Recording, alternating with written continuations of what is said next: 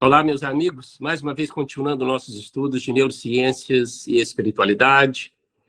Mais uma vez, um momento de reflexão, terminando um capítulo do livro Escutando Sentimentos, da Hermance Dufour, Sombra Amigável, mais uma vez falando sobre sombra.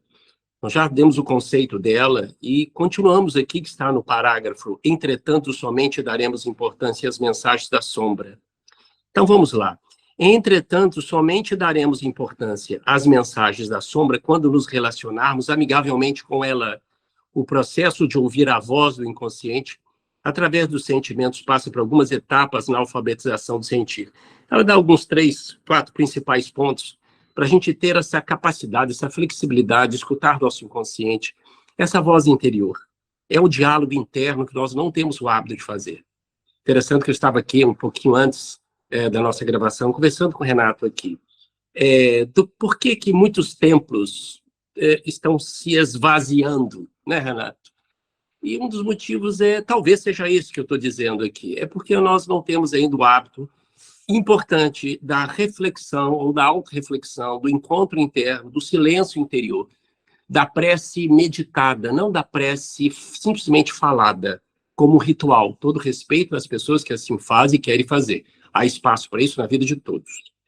Mas um momento de reflexão sincera, aquele momento que você está no banho ou refletindo, como eu já falei, que do ponto de vista neurocientífico, quando você faz isso, você ativa o que a gente chama de o sistema de modo padrão, em que você aciona várias partes do cérebro, em que você tem a oportunidade, gente, de conectar todas as áreas cerebrais.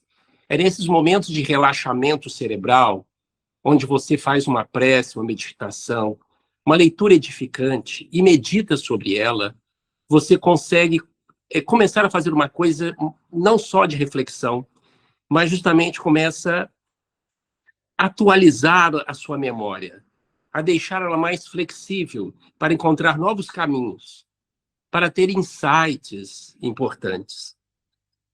Então, as pessoas, todos nós, não temos ainda o hábito de colocar isso em prática no nosso dia a dia, que seja 15, 20 minutos.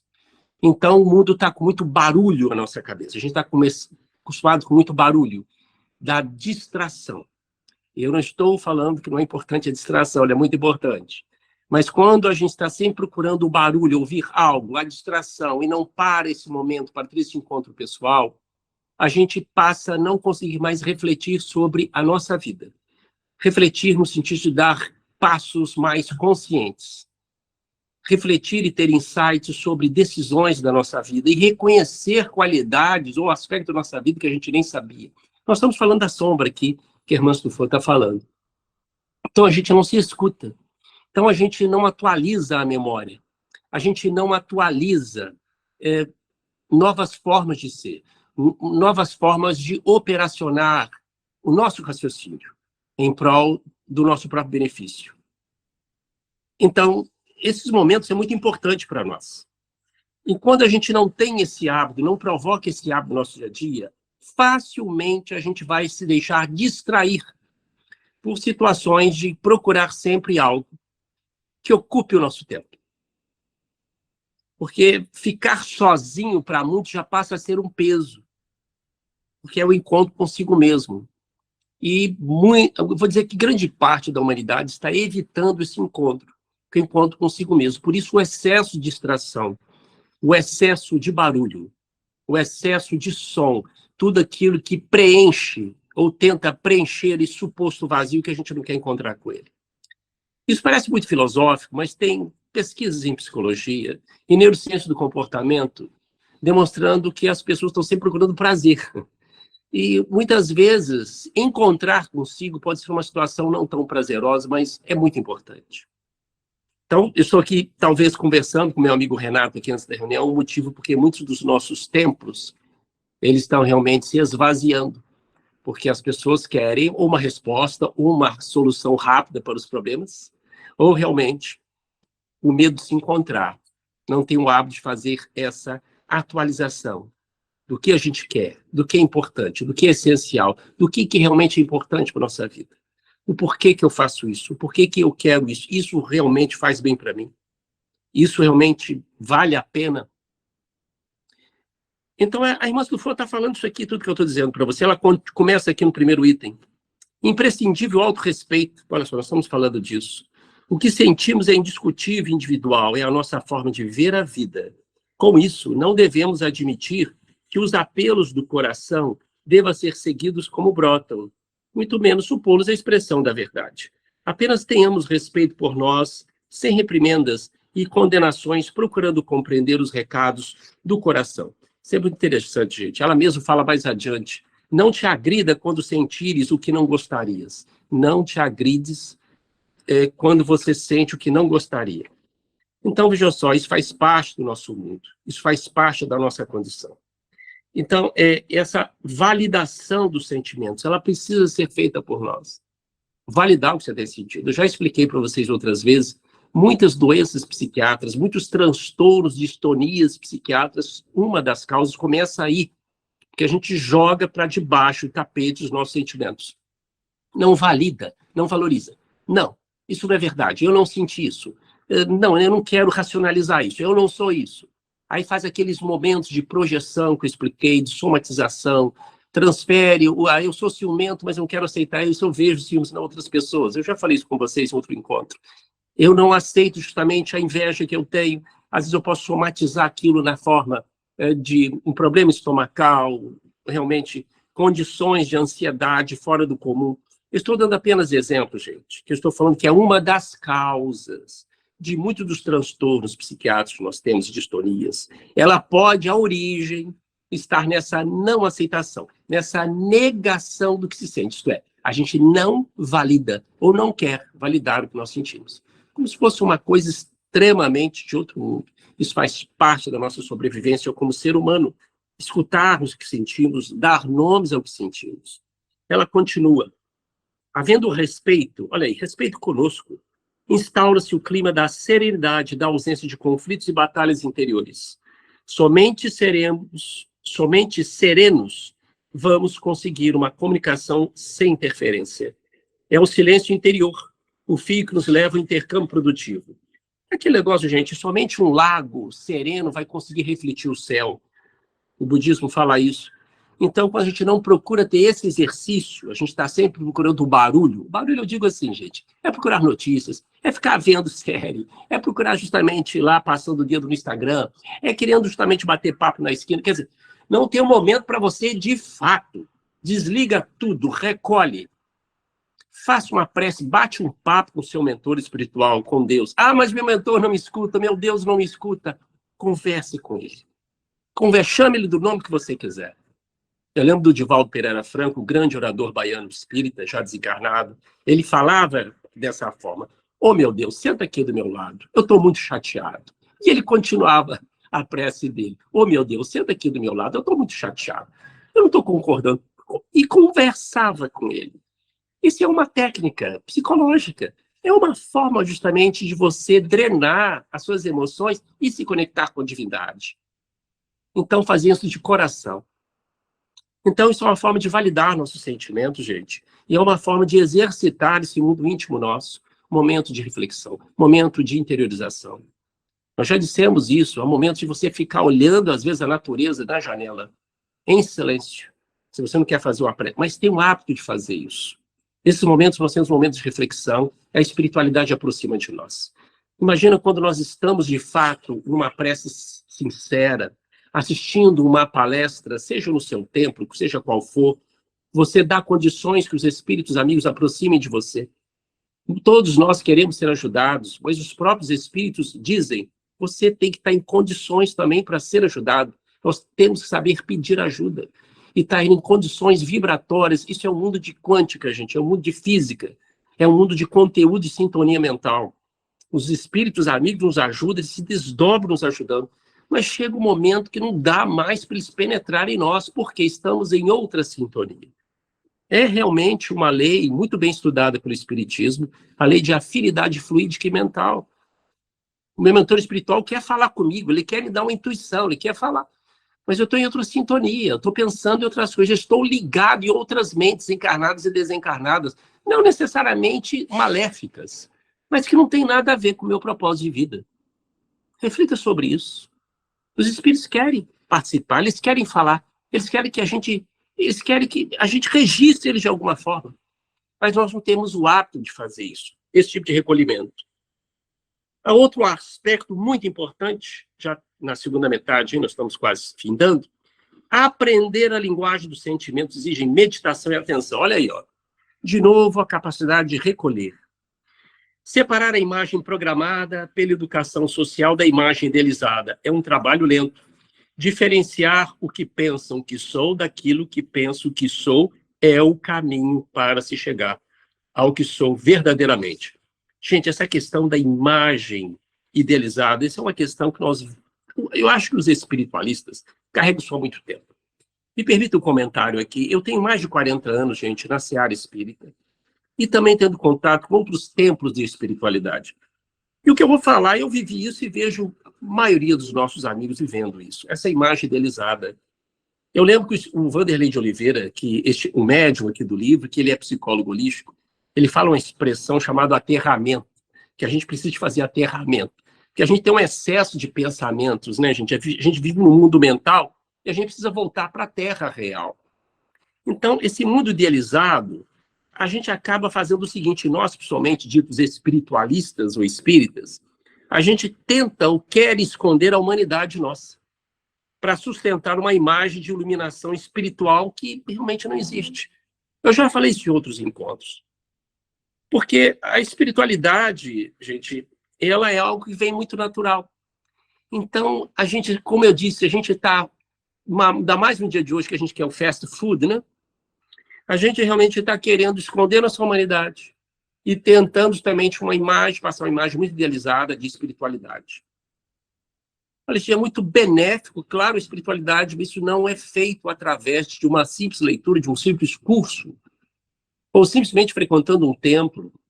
Por isso, o que é aterramento? Colocar o pé no chão e partir para o dia a dia com essa espiritualidade. Porque informação não é igual a transformação. Vou repetir, informação não é igual a transformação. A educação, com certeza, é a base, mas a partir do momento que a gente se compromete a exercitar aquilo, vivenciar aquilo, com a nossa humanidade, faz uma grande diferença. Repito, gente, independente da sua crença espiritual, não é negar a humanidade.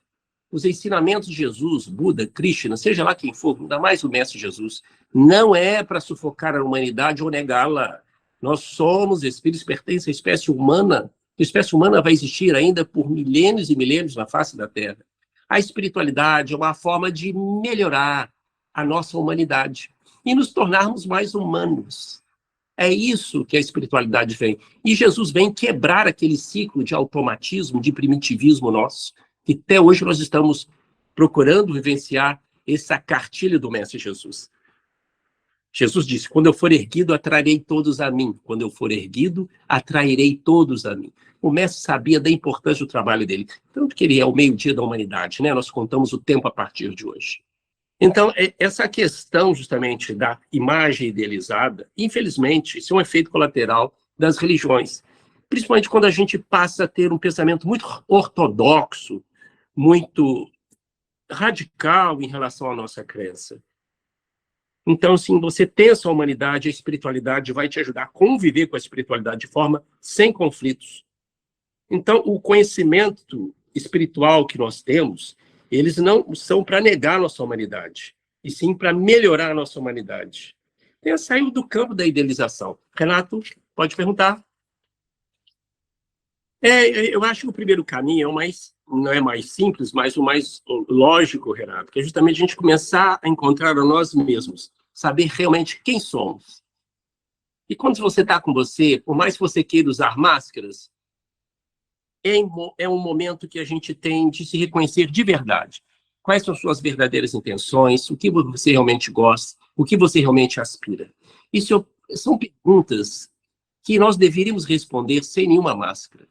E não é para ninguém saber isso, não é nem para o meu mentor saber disso, é para você mesmo, é encontro com você mesmo. É justamente o que a gente chama de honestidade emocional, né, Renato? A honestidade emocional faz com que você realmente encontre consigo mesmo, sabe quem você é.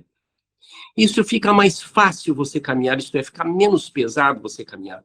Porque independente de elogios e críticas, você vai continuar caminhando o seu objetivo.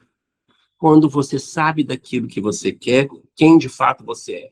Isso ocorre principalmente quando a gente começa já a avançar na idade, né, provecta, os anos se passam. Mas isso é uma experiência para todos, viu, gente? Tem muita gente com 50 anos que tem ainda a mentalidade de uma pessoa imatura, e vice-versa. Tem jovens que têm uma mentalidade muito boa. Mas eu estou querendo dizer que, respondendo ao Renato, isso é um caminho para todos nós. Primeiro, reconhecer quem de fato é você, as suas aspirações. Porque senão a gente vai continuar sempre querendo vender uma imagem daquilo que nós não somos. Isso faz parte da nossa sobrevivência social, tá, gente? A gente realmente, no ambiente de um enterro, de um velório, a gente não pode se comportar no ambiente de um carnaval e vice-versa. Eu quero dizer aqui, gente, que é claro, natural, a gente saber ter posturas. Mas cuidado, não é personagem, é postura. Personagem, a gente vai estar sempre interpretando, a gente não quer isso. A gente procura ser autêntico, saber se posicionar, sem agredir ninguém. Isso é um equilíbrio que a gente se encontra ao longo do tempo. Saber estabelecer limites. Então, saber se posicionar não é agredir, apenas saber dizer sim e não.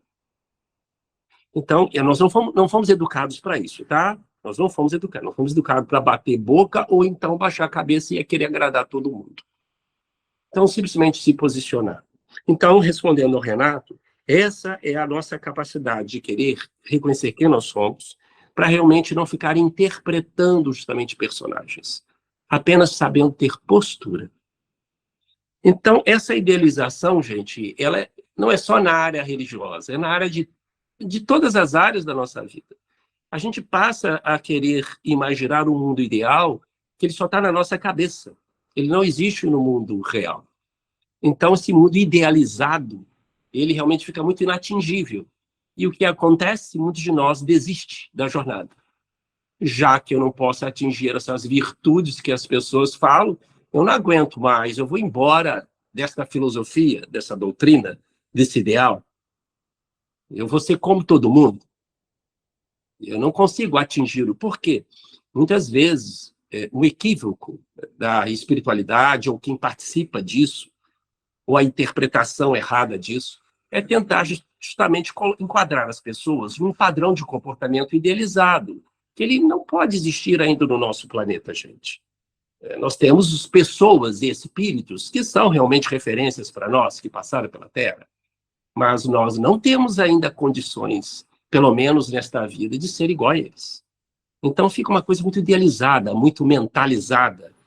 Então a gente precisa fazer esse aterramento, como o Wanderlei de Oliveira fala, colocar os pés no chão. Como diz o Mestre Jesus, pegar a sua cruz e seguir, com problemas, com fragilidade, com medo e prosseguir. A gente não adquire virtudes, a gente não adquire esse amadurecimento espiritual somente nos livros, nas reuniões, nos templos, nas bênçãos, nos passes, nos orixás, nas conversas somente com os espíritos.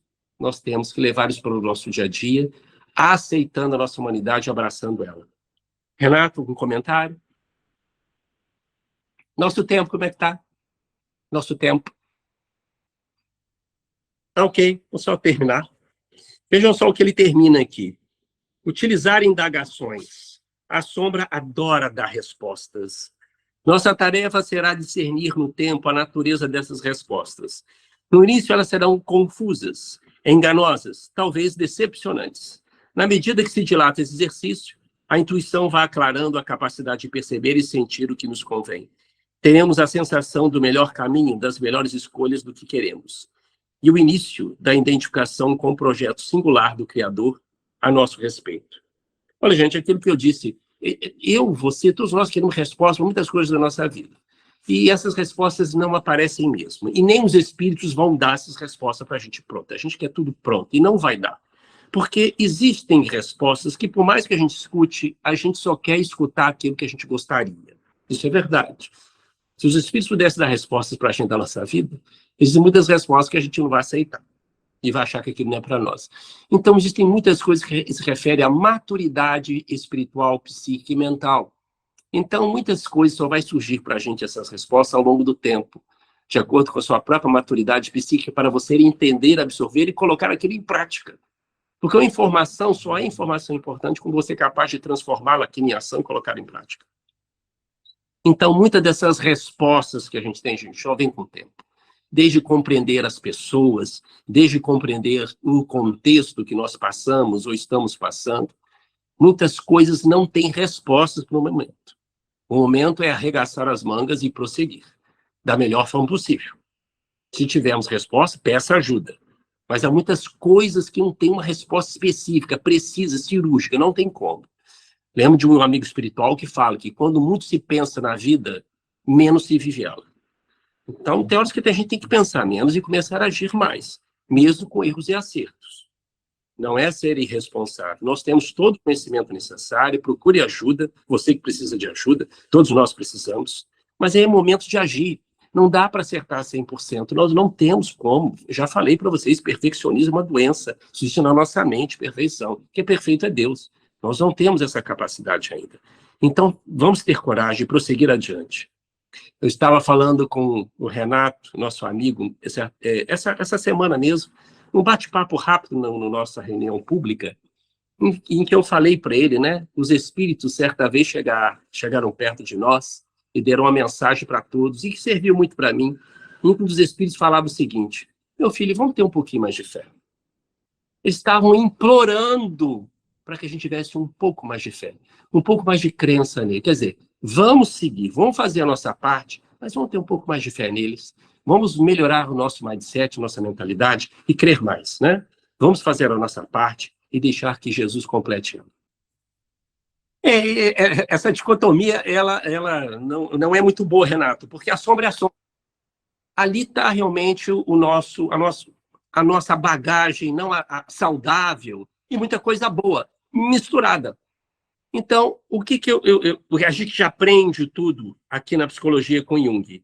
Que a sombra adora dar respostas. Isso, do ponto de vista neurocientífico, é um viés cognitivo. Nós, todas as vezes, temos respostas rápidas e queremos resolver as coisas. Só que, na maioria das vezes, as respostas nem sempre são reais. Porque o cérebro ele quer resolver, em curto espaço de tempo, uma coisa que necessitaria de uma visão mais ampla. Nós não temos dados para dar respostas para situações muito complexas. A gente quer dar rápido. E a gente aprendeu a viver, Renato, a dar essas respostas no nosso viés cognitivo. Quando a gente passa a escutar melhor a nossa sombra, a gente passa melhor a selecionar isso, porque a gente passa a ver como a gente pensa. Isso é um exercício, como eu disse. Gente, a melhor coisa que tem é o recolhimento. É a meditação, é a prece, é o encontro com o seu mentor. É a prece do final do dia ou do início do dia.